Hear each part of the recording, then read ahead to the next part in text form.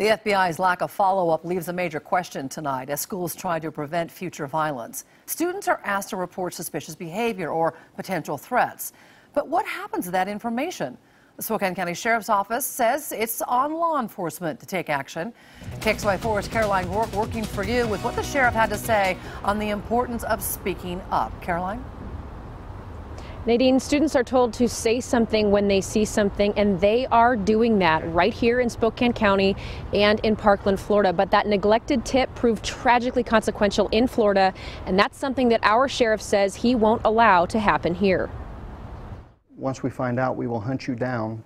We will find you, and if we can, we are going to arrest you. That's exactly what they did this morning. Students reported threats, a school resource deputy contacted law enforcement, and sheriff's deputies were then able to make an arrest. There is going to be a zero tolerance in this county to making these type of threats to your school, to your classmates.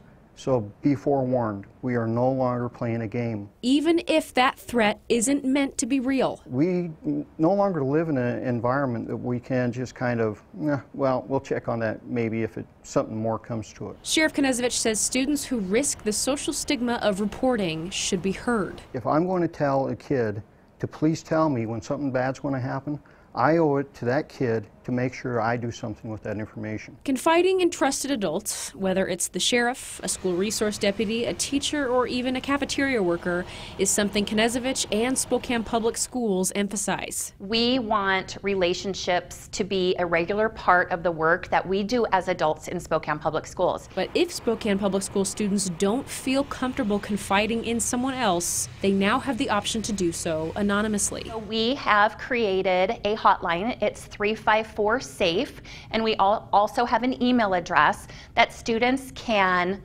email, you can do an anonymous phone call, and you can report. 2 years ago, a bill was introduced before the Washington State Legislature that would create an anonymous reporting system for schools and students to use throughout the entire state of Washington. We checked up on the progress of that bill today. You can hear more about that coming up tonight on KXLY4 News at 6. Live in Spokane tonight, Caroline Rourke, KXLY4 News. Thank you, Caroline.